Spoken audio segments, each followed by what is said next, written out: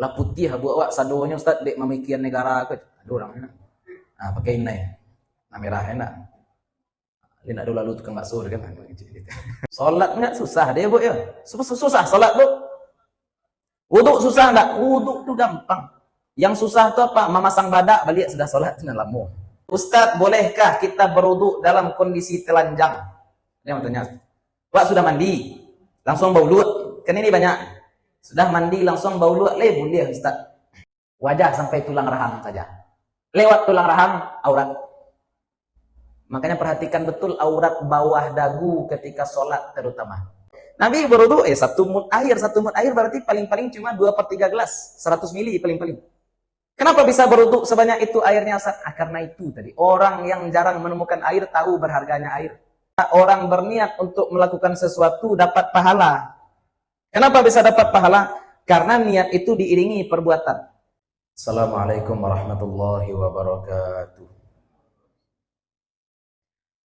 Bismillah walhamdulillah wassalatu wassalamu ala rasulillah fanawayna ta'aluma wa ta'lim wa naf'a wal intifa' wal ifadata wal istifadah wal hatha ala tamassuki bi kitabillahi ta'ala wa bi sunnati nabiyhi sallallahu alaihi wasallam wa du'a ilal huda wa dilalata ala al khair ibtigha'a mardatillahi wa sawabihi wa qurbihi Allahumma 'allimna ma yanfa'una wanfa'na bima 'allamtana wa zidna ilma.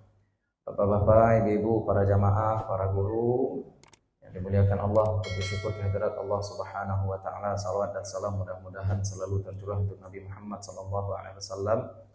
Mudah-mudahan dilimpahkan pula untuk keluarga dan para sahabat beliau serta kepada siapapun yang telah menyampaikan ajaran beliau kepada kita. Mudah-mudahan kita, keluarga kita, anak cucu kita semuanya tetap berpegang teguh kepada apa yang telah dibawa oleh Nabi Muhammad sallallahu alaihi wasallam. Sehingga nanti di akhirat kita bisa dibangkitkan bersama-sama dalam barisan beliau dan mendapatkan syafaat dari beliau. Melanjutkan kajian kita sebelumnya kita sudah bahas tentang rukun wudu. Jadi rukun wudu itu ada 6. Rukun wudu ada 6. 5 kita ambil dari mantuk dan mafhum surat Al-Maidah ayat 6. Dalam surat Al-Maidah ayat 6 Allah Subhanahu wa taala katakan ya ayyuhalladzina amanu idza qumtum ilas salati faghsilu wujuhakum wa aydiyakum ilal marafiqi wamsahu bi ru'usikum wa arjulakum ilal ka'bain. Jadi di sini Allah sebutkan 4 bagian yang mesti dibasuh ataupun diusap. Basuh wajah dan basuh tangan sampai siku, kemudian usap kepala, kemudian kaki juga dibasuh, atau kalau pakai khuf diusap, nanti kita bahas juga khuf. Insyaallah hari ini kita bahas khuf.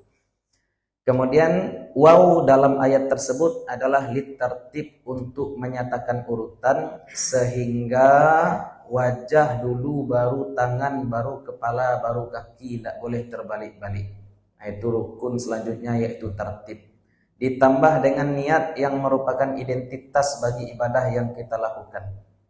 Niat membasuh wajah, membasuh tangan, mengusap kepala, membasuh kaki, dan tertib. Jadi itu rukun-rukun wudu. Pada ini sudah kita catatkan ya. Kita catatkanlah lagi.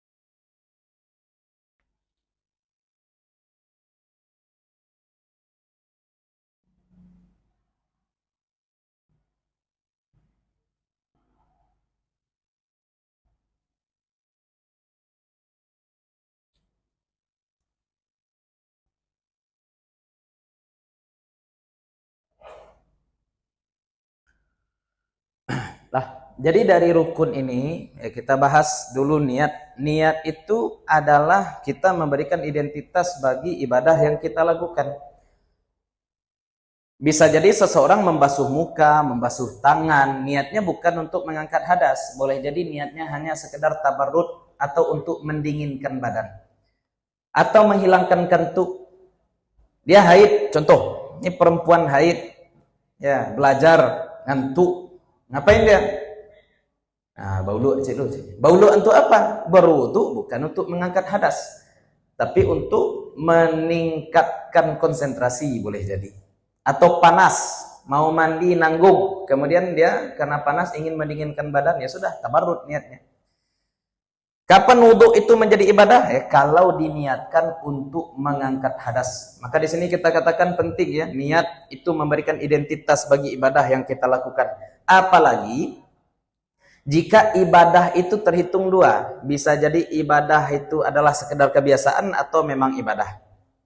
Atau memang ibadah itu merupakan ibadah namun bentuknya mirip-mirip. Contoh bapak ibu mau pergi sholat subuh ke masjid. Sholat apa yang mau kita lakukan? Nah, bohong kalau kita katakan kita mau sholat subuh saja. Ya, baru masuk masjid, sholat tahiyatul masjid. Kemudian berdiri lagi kita, sholat sunnah fajar. Kemudian barangkali karena mau cari menantu, sholat istikharah. Ya, kalau orang nanalun dapet calon menantu lah, sholat hajat. Bisa jadi. Dan semua salat yang kita sebutkan tadi 2 rakaat semua. Lalu apa bedanya antara salat hajat, salat istikharah, salat sunnah fajar, salat tahiyatul masjid dengan salat fardu subuh? Bedanya di mana? Niat ketika takbir. Tidak cukup dari rumah saja. Saya niat ke masjid untuk salat subuh. Nyatanya kita di masjid langsung salat 2 rakaat. Yang mana yang salat subuh? Yang kita lakukan ketika baru masuk masjid atau yang nanti dilakukan setelah iqamah? Itu masalah ya. Jadi niat itu apa? Muqtarinun bil fi'li. Niat itu berbarengan dengan perbuatan. Kalau nan dari rumah itu apa namanya Ustaz? Itu bukan niat. Itu namanya azam. Keinginan. Kalau niat itu muqtarinun bil fi'li. Makanya niat dalam syariat kita, orang berniat untuk melakukan sesuatu dapat pahala. Kenapa bisa dapat pahala? Karena niat itu diiringi perbuatan. Orang berniat berangkat haji tapi tidak jadi berangkat haji. Apakah dia dapat pahala haji? Iya. Kalau memang berniat. Apa contoh dia berniat berangkat haji? Dibelinya sit. Nabung 25 juta. Lapor ke Kementerian Agama. Itu namanya berniat. Ya. Orang berniat berjihad. Contoh. Kalau zaman dahulu ya. Zaman sekarang karena sudah ada tentara. Tentara itu sebenarnya menyelesaikan fardu kifayah kita.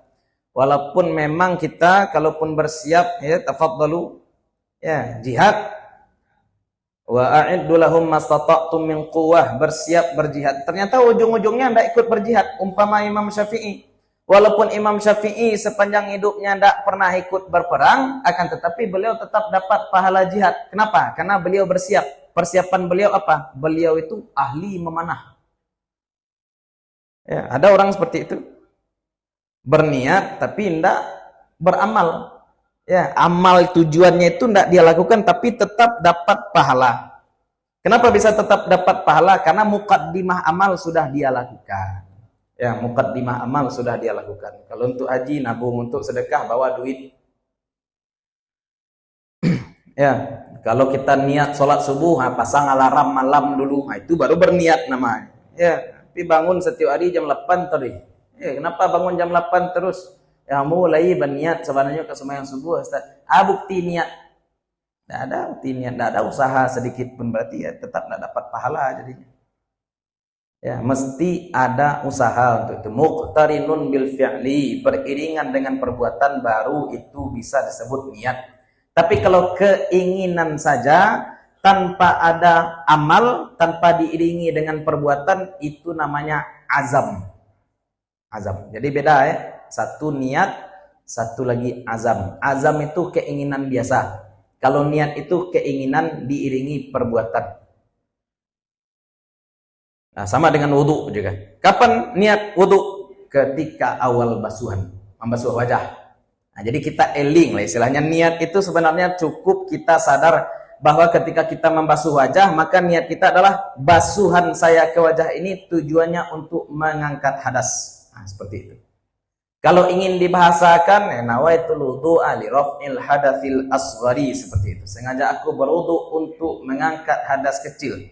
Tapi sebenarnya cukup kita sadar bahwa basuhan saya ke wajah ini adalah untuk mengangkat hadas, maka itu sudah terhitung niat. Itulah jadi niat. Ya.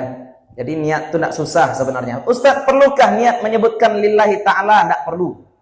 Walaupun disebut bagus ya, walaupun diniatkan lillahi ta'ala bagus. Kenapa tidak perlu sebut lillahi ta'ala?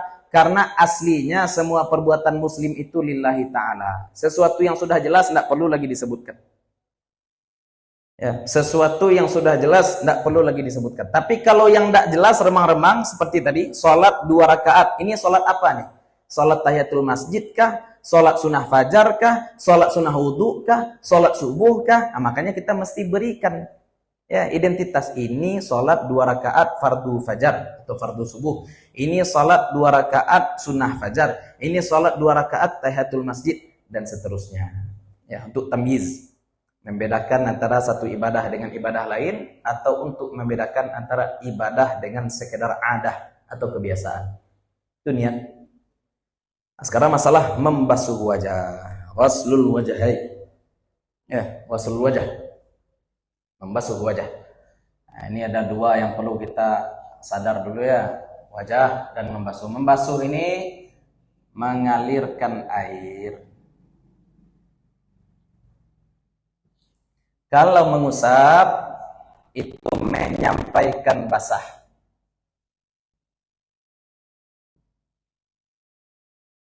Usulul balal. Kalau membasuh imrarul ma'.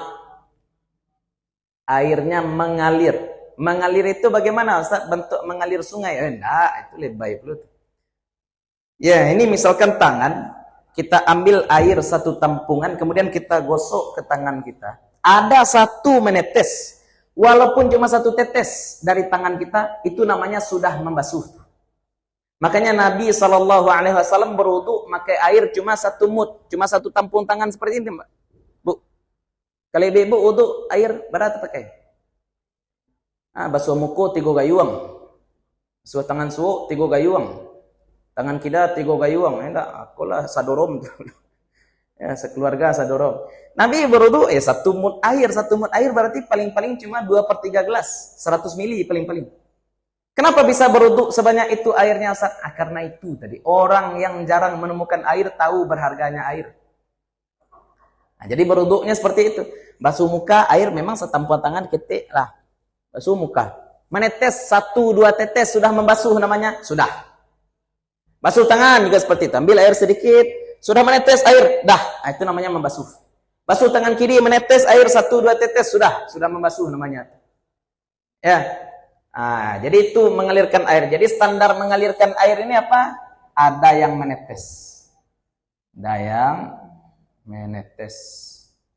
Nah, kalau ini menyampaikan basah berarti basah tangan kita. Tangan kita basah, kita usap ke sini.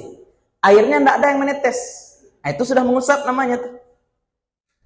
Beda mengusap dengan membasuh di situ. Membasuh ya airnya ngalir. Standar mengalirnya bagaimana? Ada yang menetes, walaupun yang menetes itu sedikit. Walaupun yang menetes itu sedikit. Tapi kalau sekedar mengusap, udah. Sampai basah, lah selesai. Nampak basah, sudah selesai. Walaupun airnya tidak menetes. Itu yang pertama. Jadi membasuh berlaku di wajah, berlaku juga pada tangan, nanti berlaku juga pada kaki. Jadi airnya tidak banyak-banyak, tidak masalah, tidak banyak-banyak. Ya, seperti yang kita sampaikan tadi, Nabi berwudu cuma dengan air sekitar 100 mili. 1/10 liter. Kemudian wajah lagi. Standar wajah itu apa? Standar wajah itu adalah ujung dagu. Ya, ujung dagu. Ini tulang rahang. Ini tulang rahang, ini telinga. Nah, kemudian ini tempat tumbuh rambut. Mambatis sya'ar. Ya. Bosan tiang aja gambar stik. Nah, jadi ujung dagu, terasa tulang. Terasa tulang. Ini bukan wajah. Bagian yang di bawah tulang itu bukan wajah lagi. Ya, mana yang terasa tulang keras di sini? Itu dia tuh. Itu tulang. Itu wajah. Lewat dari sini, ini bukan wajah lagi, sehingga tidak perlu dibasuh. Tidak perlu dibasuh. Lewat dari tulang ini tidak perlu dibasuh. Kemudian bagian atas, tempat tumbuh rambut. Nah, tempat tumbuh rambut itu juga masuk ya. Batas. Di mana batas tumbuh rambut di situ. Orang sulah, Ustaz. Ayo di mana dulu? Mana dulu? Orang sudah tahallul, Ustaz. Di mana dulu abuaknya batasnya? Di situ kita ambil. Ya, samping-samping bagaimana? Telinga, 2 telinga. Ya, kalau dari samping berarti, nah ini kan ada rambut pelipis.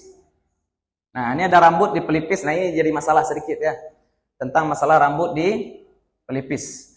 Masalah rambut di pelipis kita ambil ihtiyat dari 2 sisi. Apakah kita ambil ihtiyat dari sisi aurat bagi perempuan, atau kita ambil ihtiyat dari sisi yang akan kita basuh saat berwudu? Ya Pak, rambut perempuan aurat enggak Bu? Tempat tumbuh rambut di sini itu aurat enggak? Kalau kita katakan batas aurat adalah telinga di sini, berarti ini kan termasuk wajah. Ya, bagian yang kita arsir ini berarti termasuk wajah. Tapi rambut, kita katakan tadi rambut perempuan aurat.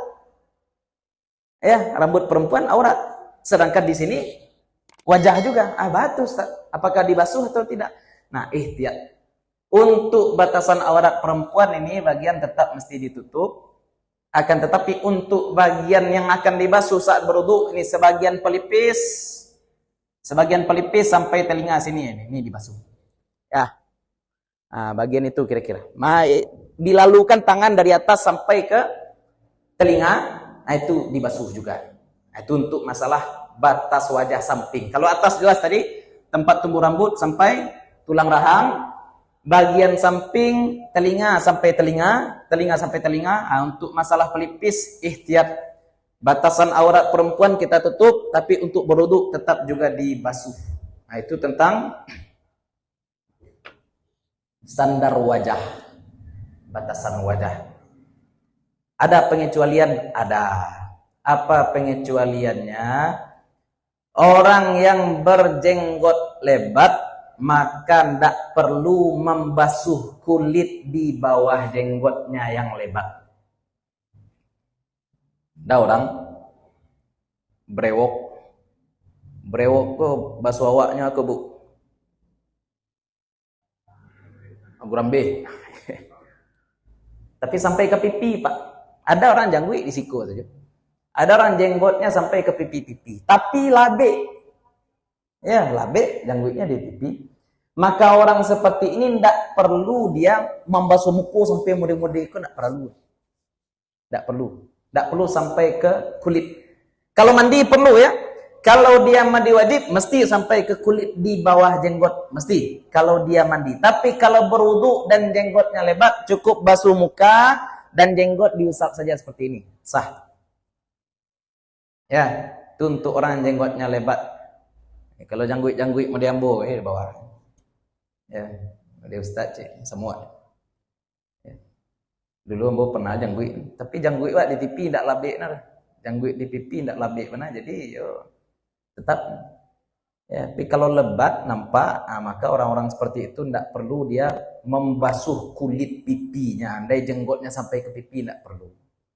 Ya kalau alis ya lah, kulit alis ya, alis pendek saja. Tapi jenggot ini kan kalau dibiarkan bisa panjang. Nah, maka itu diberikan keringanan. Itu aja pengecualian.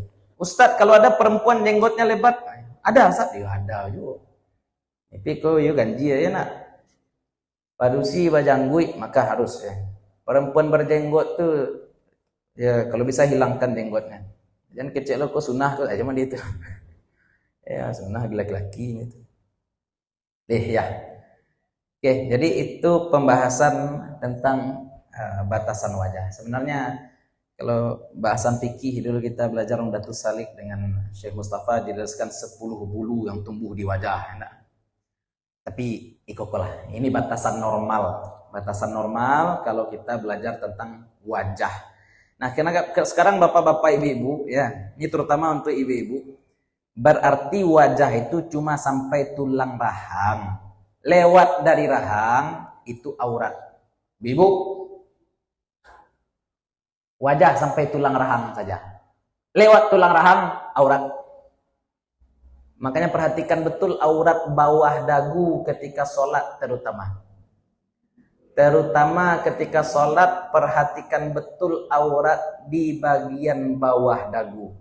Dulu ketika saya haji 2018, jamaah haji dari Aceh itu ibu-ibunya yang perempuan-perempuannya itu pakai ciput ninja. Itu luar biasa. Sebenarnya telakuang-telakuang awak kini itu adalah mengakomodir untuk menutupi bawah dagu. Sehingga ketika ya jahit di bawah kau ada kain segitiga tu ratu-ratu. Telakuang-telakuang kini ya karena untuk menutup aurat di bagian bawah dagu. Tapi kalau untuk lebih aman silahkan pakai ciput ninja. Ya, ciput ninja supaya tertutup sempurna bagian bawah dagu. Karena ini termasuk aurat yang banyak orang lalai. Aurat lengan, aurat kaki, itu aurat yang banyak dilalaikan sekarang. Maka kita jadikan itu sebagai kebiasaan, pakai manset, pakai kaos kaki keluar, terutama untuk ibu-ibu. Sebab memang aurat perempuan itu banyak. Nabi katakan seluruh tubuh perempuan aurat kecuali wajah dan tangan. Batasan wajah itu yang kita sebutkan tadi. Lepas daripada itu, maka itu adalah aurat.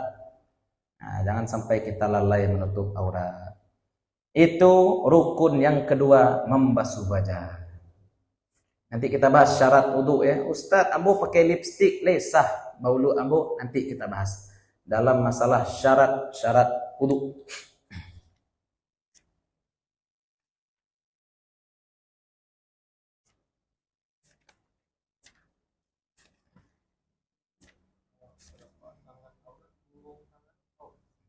Nah, itu masalah keterbatasan bahasa kita ya bapak-bapak ibu-ibu ya.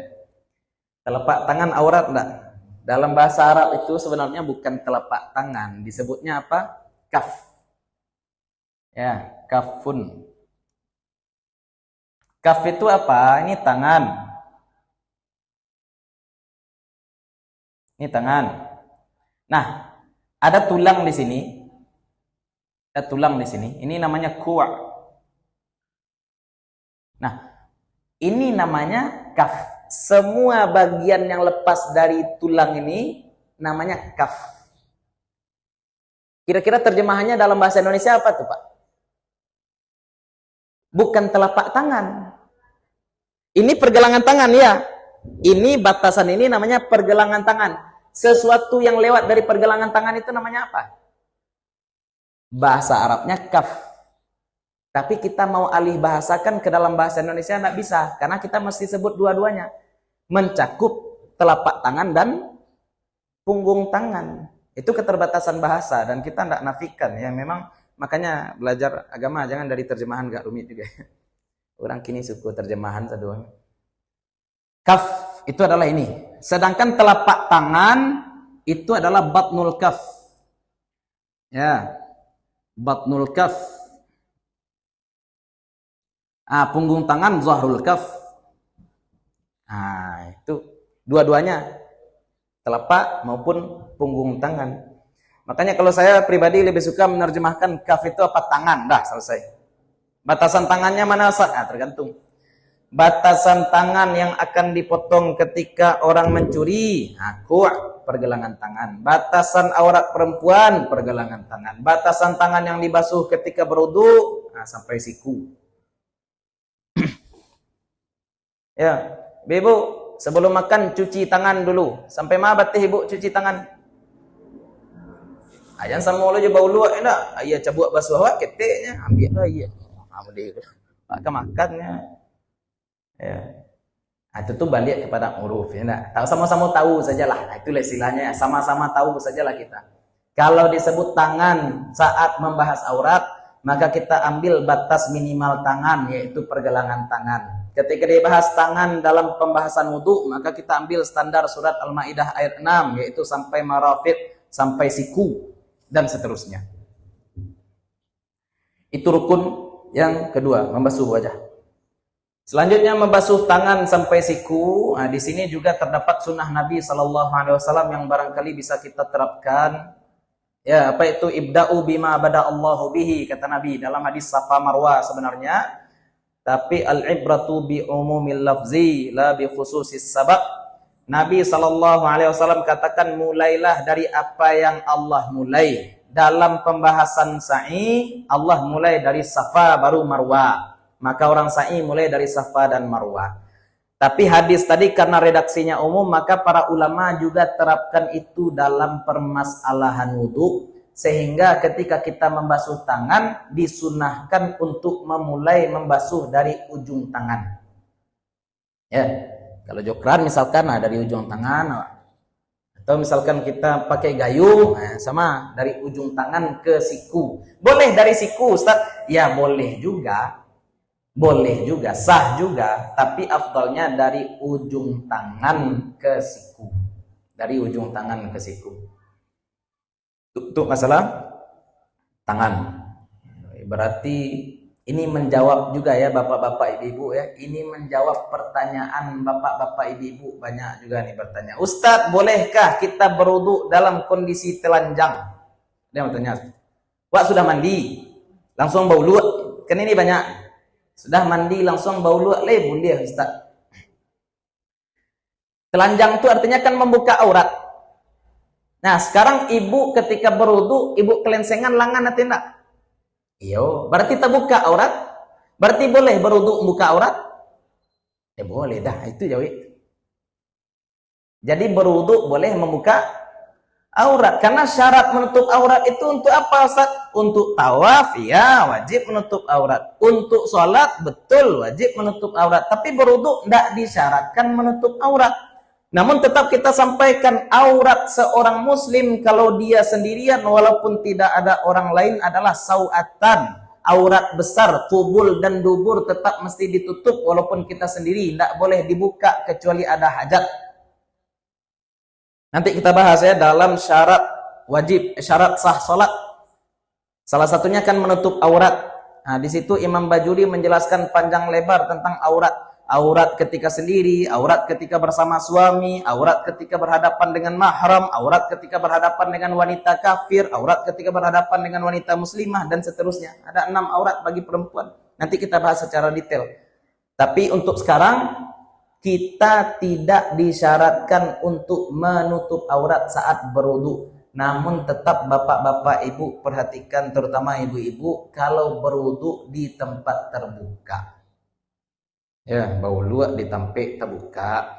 Kalau berwudu di ruangan khusus bagi perempuan bagus, baca bukanya jilbab tidak masalah. Tapi ada beberapa masjid yang tempat wudunya di tepi jalan saja, sehingga nampak oleh orang lain. Ini aurat, ya hati-hati betul kita menjaga. Hati-hati betul kita menjaga ya. Tetap mesti tasatur. Tasatur itu yang membelakang atau menyudut kita agar orang tak tampak aurat kita. Ini memelihara aurat nih benar-benar mesti ya. Kalau orang-orang dulu bahkan sampai rambut rontok itu dipelihara, Bu. Orang-orang dulu. Ya, nenek-nenek dulu kalau ada rambut rontok dikumpulkan dimasukkan ke kotak. Bakok dimasukkan ke kotak, rambut walaupun sudah copot dari kepala tetap aurat. Ya. Maka dikumpulkan agar tak tampak oleh orang lain. Nah, itu namanya wara ya, bagaimana kita memelihara aurat kita. Kalau sebenarnya tidak perlu pula disimpan rambut rontok, dibuang tidak masalah, dikubur. Pokoknya bagaimana agar rambut tadi tidak nampak oleh orang lain walaupun rambut itu sudah rontok. Kan tidak tabi selera orang, Ustaz. Tidak masalah selera aurat itu, Pak. Orang berselera atau tidak melihat aurat, yang namanya melihat aurat itu tetap haram. Walaupun laki-laki melihat aurat laki-laki. Walaupun laki-laki melihat aurat laki-laki, ini nak salero dosa. Iyo, memang tidak salero, tapi melihat aurat itu haram. Tidak boleh. Nah, itu beda ya orang dulu dengan orang sekarang. Saya lihat orang dulu ini warak luar biasa, Pak. Saya lihat orang-orang tua kalau mau sholat itu buka celana. Buka sarawa kotok, tuh aja skin sarung baru sholat. Aduh aja sampai kini. Saya lihat. Ya bakok buka bana sarawa. Iya, karena boleh jadi ada mazi keluar dan kita tidak sadar. Luar biasa. Celana ini tadi saya pakai bekerja, saya tidak tahu berjalan kemana, kok tapacak najis. Luar biasa orang-orang dulu waraknya. Jadi kain sarung dipakai. Kenapa? Karena kain sarung memang hanya dipakai untuk sholat. Sehingga lebih tenang kita beribadah, tidak was-was najis. Walaupun secara fikih tidak masalah, kita pakai celana sekarang, kita sholat tidak masalah, tidak harus buka pula celana. Tapi kita hanya ingin membandingkan bagaimana orang dulu waraknya luar biasa. Ya. Ya, sama dengan baca Quran, kita kemarin contohkan rehal ya. Orang dulu membaca Quran pakai rehal. Batu ya, itu kehati-hatian mereka ketika menyentuh Al-Quran. Kalau berhadas mereka tidak akan menyentuh Al-Quran. Nah, sekarang saja cinta Al-Quran luar biasa, menghafal Al-Quran luar biasa, tapi adab-adab secara hukum bagaimana kita menyentuh Al-Quran, kapan boleh membaca Al-Quran, kapan tidak boleh membaca Al-Quran, ini agak kurang dipelajari sekarang. Makanya seimbang dua-duanya harusnya. Kecintaan kita terhadap Al-Quran, kecintaan kita terhadap agama harus diimbangi dengan semangat kita dalam menuntut ilmu agama. Ada agama, ada ilmu agama, ada pengamalan agama. Sejalan tiga-tiganya. Oke, jadi itu yang ketiga, membasuh tangan. Yang keempat, mengusap kepala. Nah ini kalau kita pakai standar mazhab Syafi'i ada konsep dalil namanya al-akhdhu bil aqal. Bagaimana cara mengusap kepala? Basahi tangan, sentuh kepala. Kepala bagian mana Ustadz yang akan disentuh? Pokoknya mana yang bisa disebut kepala, sentuhlah. Itu aja mazhab Syafi'i. Berapa Ustadz? Apakah semua kepala atau sebagian? Mana yang bisa disebut mengusap kepala sudah sah itu, walaupun cuma sedikit. Walaupun cuma ubun-ubun saja. Ya, kau bagi contoh, kau ibu, anak ibu bercakap, apa kata adiknya? Bu, abang ditempelengnya kepala adik. Maksudnya nanti ditempeleng itu sado kepala atau seketik saja kepala. Nah, kan sudah namanya disebut menempeleng kepala itu namanya. Ya, namanya sudah menempeleng kepala itu namanya. Walaupun yang ditempeleng bukan seluruh kepala. Atau contoh lain majas ini ya, majas ba'diyah itu. Ya, menyebut kul tapi iradatul juzu. Contohnya adalah saya sedang berada di Masjid At-Taqwa. Saya berada di Masjid At-Taqwa. Apakah musajid taqwa aku penuh adik badan ambo? Oh enggak, seketik saja. Saya cuil bagian dari Masjid At-Taqwa yang saya tempati. Tapi saya sebut seolah-olah saya berada di seluruh Masjid At-Taqwa. Di mana tinggal? Di Pekumbuah. Ya. Apakah ketika sudah sampai kawan saya di batas kota dia bisa menemui saya? Alun le, cari lo, Pekumbuahnya di mana? Nah, sama seperti itu. Usap kepala, kata Allah. Kepala bagian mana? Nah, kan itu. Kepala bagian mana? Pokoknya bagian manapun yang bisa disebut kepala, usaplah. Rambut, sip. Tapi kalau ada orang yang rambutnya panjang sampai ke punggung, dia tidak boleh mengusap rambut kecuali rambut yang memang ada di kepala. Jangan mentang-mentang rambut panjang nanti punggung diusuk. Ya, itu bukan kepala lagi namanya. Nah, makanya ubun-ubun itu bagian yang paling umum untuk diusap saat kita mengusap kepala. Walaupun disunahkan untuk mengusap seluruh kepala. Disunahkan untuk mengusap seluruh kepala, tapi kalaupun kita hanya mengusap sebagian kepala, maka wudhu kita sudah sah. Ustadz, kalau ada orang yang dibasuhnya kepalanya, Ustadz, keramasnya, apa tuh Ustadz? Iya, sedangkan mengusap saja sah, apalagi keramas, tapi lebay ya, israf. Itu namanya membunuh manci pakai bazuka, ya, berlebih-lebihan. Lanjut. Selanjutnya membasuh kaki sampai mata kaki. Membasuh kaki sampai mata kaki. Ini sama dengan tadi membasuh sampai mata kaki. Kemudian kita juga tidak disyaratkan untuk mencopot cincin. Kalau bapak-bapak, ibu-ibu yang punya cincin ataupun punya jam tangan dalam berwudu tidak disyaratkan untuk mencopot cincin karena air sifatnya dapat masuk ke sela-sela cincin dan kulit cincin, tidak masalah. Tapi kalau tayamum mesti copot jam tangan. Kalau tayamum mesti copot jam tangan karena sifat debu berbeda dengan air. Nanti kita bahas dalam masalah tayamum. Untuk wudu tidak harus copot cincin, tidak harus copot jam tangan. Nah, basuh kaki sampai mata kaki, terakhir tertib. Syarat wudu lagi. Apa syarat wudu? Kita sebutkan syarat umum saja ya. Syarat wudu.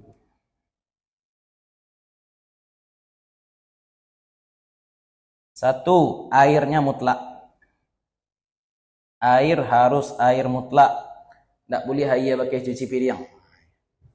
Tak boleh hanya kuah. Tak boleh hanya kopi. Tak boleh hanya teh. Ya, tak boleh hanya pakai orang. Airnya air mutlak, dan kita sudah sebutkan di awal kaji air mutlak itu seperti apa, kita sudah sebutkan. Berarti bukan air mutaghayyir, bukan air musta'mal, bukan air mutanajjis. Airnya mesti air mutlak. Yang kedua, tidak ada penghalang. Tidak ada penghalang antara air dan kulit. Yang ketiga, tidak ada pengubah di kulit. Contoh, pengubah itu apa maksudnya? Kita mau basuh tangan, tapi di tangan ada gincu. Di tangan kita ada gincu, tapi di pertengahan tangan. Ya. Terang apa yuk? Lah, kita mau basuh tangan, kita alirkan air ke bawah seperti ini. Tapi masalahnya di sini ada gincu. Tangan yang sebelah atas kita usap sah itu. Tapi ketika kita mengusap ke bawah, airnya sudah jadi merah karena ada gincu di sini. Berarti bagian separuh ke bawah dibasuh dengan air yang sudah berubah menjadi warna gincu. Namanya air mutaghayyir. Berarti airnya sudah bukan lagi air mutlak. Nah, itu contoh ya. Jadi kita singkirkan dulu hal-hal yang sekira-kira dapat mengubah sifat-sifat air, kita singkirkan dulu baru kita berwudu. Ya. Atau penghalang. Ada penghalang di muka. Lipstik. Lipstik. Iku ya agak gawat ya. Salat enggak susah dia, Bu ya. Susah salat, Bu. Wudu susah enggak? Wudu tuh gampang. Yang susah tuh apa? Memasang badak balik sudah salat itu lama. Pak. Nala babini tahu kayo. Awak berhenti di jalan salat. Baralamo salat Ustaz 5 minit selesai. 5 minit selesai. 7 minit lah coba dulu, Pak. Tidak. Tu bakok lama. Ayo. Salatnya ndak lama, wuduknya ndak lama. Yang lama itu masang badak balik sudah salat juga lama. Ya, nah, maka hati-hati. Ambo ya ndak akan mengharamkan mutlak ibu-ibu berias ya sekedar ndak pucik, oke lah, sekedar ndak pucat. Tapi jangan berias itu berlebih-lebihan dan jangan malah kita membebani diri sendiri dengan badak. Termasuk yang kabaralik bagai ko, nan bujang-bujang kok do nan anak ibu punya anak gadi bagai make up dan make up barik-barik mana. Nanti foto nikah enak nampak dia anakku sia aku mak nama nikah jo apa. Amak aku beda aja. Ya, padusi mak aku nak nikah jo apa wak macam. Ya. Jauh-jauh apa nah. Ya, riasan cukup ya, istilahnya indak pucik lah jadi. Kok pakai dulu moisturizer, sudah pakai moisturizer, skincare, sudah skincare alikoh dompol enggak lah bentuk beng-beng muka. 6 lapisan dalam sekali gigitan. Dia lu mises jate gitu. Ini bisa jadi tabarruj. Ya, memang standar tabarruj itu enggak ada, tapi mencoloknya riasan itu termasuk tabarruj. Makanya hati-hati ya. Hati-hati berias-rias. Jangan banyak-banyak berias. Rias-rias standar agar enggak tampak pucat. Jadi, jangan mempersulit diri.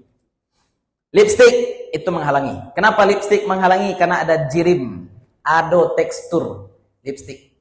Ada tekstur dan warna. Maka lipstick sebelum berwudu singkirkan dulu. Lip gloss dimaafkan, boleh. Lip gloss itu umpama minyak saja. Lip gloss itu umpama minyak saja sehingga dimaafkan, tidak masalah. Termasuk minyak, tangan kita berminyak, maka kita berwudu boleh, Ustaz, boleh. Kenapa? Karena tekstur tangan sebenarnya masih tampak. Tinta pemilu bagaimana, Ustaz? Tinta pemilu tahun 98, ambo tak kena ketika ambo TK, tinta pemilu 98 tu 3 hari nak hilang-hilang. Tinta pemilu kini pagi mencoblos luhu hilang tu, Pak. Ya, wallahu alam mungkin beda pabriknya ya. Coblos hari ini nanti luhur hilang. Anggap sekarang tinta pemilunya tinta pemilu tahun 98. Bagaimana hukumnya berwudu saat ada tinta? Sah. Kenapa? Warnanya ada, teksturnya masih terlihat dan susah untuk dihilangkan. Tinta itu ya. Nah, itu contoh tinta yang susah dihilangkan. Kalau cat bagaimana, Ustaz? Kalau cat itu dua, warna ada, tekstur ada. Mohon maaf ya Bu ya. Kalau tangan kita terkena minyak, tekstur pori-pori tangan masih tampak itu. Tapi kalau cat, tip X, dompol, segala macam, maka itu menutup. Itu ada jirimnya, itu ada tekstur tersendiri, sehingga mesti disingkirkan dulu. Maka bapak-bapak yang kerja barangkali mencat, pakai sarung tangan supaya aman. Ya, jangan payah betul solat 5 kali, 5 kali pula nanti membersihkan tangan. Takut awak kok tersisa nanti tidak sah wudu. Kalau tidak sah wudu berarti tidak sah solat. Tidak ada yang menghalangi antara air dan kulit. Singkirkan dulu itu. Ya, dompol itu yo, dompol baralik itu yo. Nah, hilangkan dulu. Ustadz, sekarang ada kutek halal. Kutek halal, pewarna kuku tapi katanya halal. Apa standar halalnya? Nah, ini standar halal. Standar halal kita jangan pakai standar halal pabrik kutek. Standar halal kita standar halal fikih. Kalau yang disebut standar halal terbuat dari bahan-bahan suci, tidak mengandung najis, oke, bagus. Itu satu sisi kehalalan telah terpenuhi oleh kutek tadi. Tapi kalau misalkan sudah pakai kutek, apakah wuduknya sah, Ustaz? Tidak sah. Kata pabriknya, Ustadz, ini kutek waterproof sehingga air itu bisa mencapai kuku. Betul airnya mencapai kuku, tapi airnya tidak mengalir di atas kuku. Air sampai berbeda dengan air mengalir atau air berjalan di atas permukaan yang kita basuh. Nah, makanya jangan banyak-banyak pakai kutek. Kalau inai bagaimana, Ustadz? Kalau inai tidak masalah. Inai tadi kita katakan warnanya ada, teksturnya tidak ada. Boleh, Pak? Dan memang bagi bapak-bapak, ibu-ibu yang sudah beruban disunahkan untuk memakai inai. Ya, pakai inai ya, Bu. Lah bauban jangguit wa Ustaz, pakai inai. Lah putih Bu awak sadonya Ustaz dek memikiran negara ke. Aduh orang enak. Pakai inai. Nah merah enak. Lina dulu lalu tukang bakso kan. Ya, pakai inai. Hina, boleh yang warna hijau, boleh yang warna merah. Hina itu dua ya. Inai dulu di zaman Nabi dua, yang hijau atau yang merah. Hijaunya pun kehitaman, merahnya pun agak-agak oranye sebenarnya, bukan merah-merah menyala, enak. Merah menyala, boleh betul. Ustadz, kini sudah ada bigen, Ustadz, boleh pakai bigen? Ya, boleh. Asal bigen yang memang mengubah warna rambut, bukan melapisi rambut. Bigen melapisi rambut, tidak boleh. Bigen mengubah warna rambut, boleh. Ya, bigen yang cara kerjanya sama seperti ini ya silahkan. Yang tidak boleh menghitamkan rambut, tidak boleh. Menghitamkan rambut yang tidak boleh. Nah, jadi itu tentang masalah kutek ya. Jadi jangan standar-standar, kadang standar-standar penjualan orang aneh ya Pak ya. Bu, Ibu pernah beli kulkas kini-kini kena. Aduh, label halalnya. Aduh. Jadi Ibu makan lo kulkas tuh. Ya. Yang tahu di dapur ibu-ibu beli sunlight pun sekarang sudah ada label halalnya tuh. Boleh diminum. Buat jus cek lu, jus apa? Jus lemon. Bahannya campurkan 2 sendok sunlight. Aku lah kacau.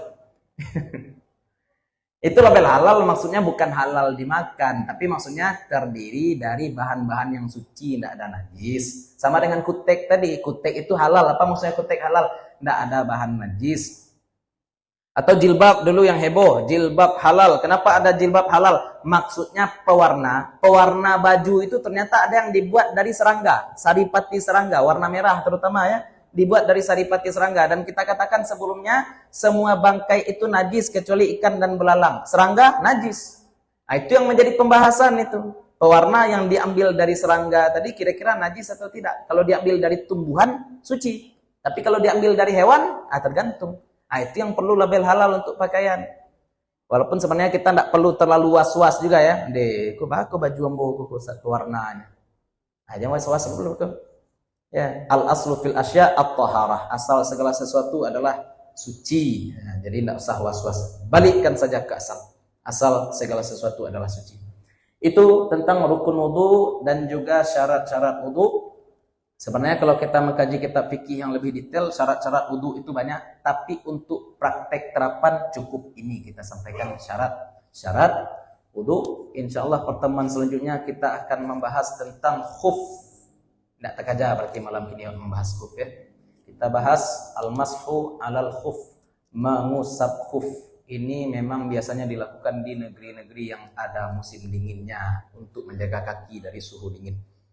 Itulah barangkali mudah-mudahan bermanfaat bagi bapak-bapak, ibu-ibu, terutama untuk kami pribadi yang menyampaikan. Mudah-mudahan selama duduk di sini Allah bakar dosa-dosa kita, Allah tambahkan tabungan amal kita, Allah sayangi orang tua dan guru-guru kita. Allah kumpulkan kita nanti bersama-sama dengan orang-orang soleh, para syuhada, para nabi, dan mudah-mudahan kita mendapatkan syafaat dari Nabi Muhammad SAW. Mohon maaf kalau ada yang salah, ada yang kurang, ada sesuatu yang tidak kami letakkan pada tempatnya. Assalamualaikum warahmatullahi wabarakatuh.